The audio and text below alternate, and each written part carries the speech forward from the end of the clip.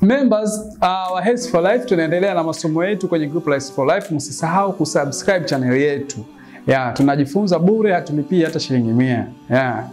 Sasa bana, kuna somo leo kidogo tunataka tuliweke sawa kuhusiana na baadhi ya familia au baadhi ya makabila wanaamini kwamba ili mwanamke awe na bikra wanapo sex lazima atoke damu.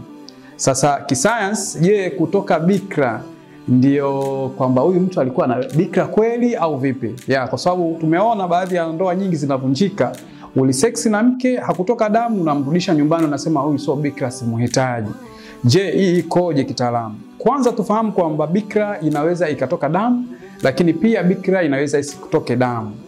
Kwa hiyo kuanzia leo ufahamu kwamba unaweza kuseksi na mke wako lakini asitoke damu, lakini pia akawa alikuwa na bikra, lakini pia anaweza akatoka damu pia ikawa sio bikra. Hivyo lazima uelewe. Sasa nataka nielezee bikra ambayo inakuwa inaseksiwa lakini inakuwa haitoki damu. Vitu vitano ambavyo vinaweza kusababisha mke wako ni bikra lakini asitoke damu ni vitu gani? Kwanza, bikra kuwa nyembamba sana. Bikra ikiwa nyembamba sana, unaweza kuseksi na mke wako na asitoke damu. Kwa hiyo inawezekana anayo bikra, lakini kwa sababu bikra yake ni nyembamba isitoke damu, ambacho kitaalamu tunaita elastic hymen. Maana ni nyumbuliko hii, yako ni nyembamba sana. Lakini pia inawezekana huyu mwanamke ana stretch hymen. Nikisema stretch hymen, maana yake ile bikra yake imekuwa mlalo. Kwa hiyo ikiwa mlalo, unaweza ka sex naye ikatoka bikra bila kutoka damu. Tuko sawa? Lakini pia bikra inaweza ikatoka bila kutoka damu. Kwa mfano, amepanda farasi au anaendesha baiskeli, inaweza kutoka bila ya damu kutokana na vile vishindo vya kupanda farasi pamoja na baiskeli. Lakini pia unaweza ikawa na bikra isitoke damu kwa sababu ya kuingiza vitu kwenye sehemu zako za siri. Kwa mfano, wewe ulikuwa unataka kufanya kipimo cha mirija ya uzazi, kwa hiyo ukaingiziwa kile kipimo ndani ya uke wala usitoke damu.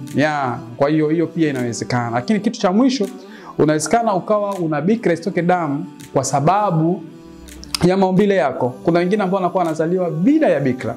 Inawezekana kabisa mtu kazaliwa hana bikra tokea amezaliwa. Kwa hiyo hao watu hapo lazima tujitambue. Kwa hiyo kutoka damu au usitoke damu sio vigezo. Usimlaumu mke, usimfikirie mwanamke vibaya ndugu yangu. Haya mambo yana taaluma zake. Tumeona hizi reason, ni sababu pia. Anyway, tuje kwenye upande mwingine guys, nimewaletea hii tunaita cleanser. Hii cleanser bana, kazi yake inakuwa inasafisha chunusi. Unaweka hapa, alafu unanawa. Unaponawa hivi usoni, maana yake inaenda kukausha chunusi. Wala bei yake sio kubwa, 35,000 tu. Kwa hiyo hii haitaki vidonge wala haitaki dawa kupaka. Unaosha tu usoni, kila kitu kinakaa sawa. Kwa hiyo inapatikana ofisi kwangu, phone 5. Thank you. Bye bye.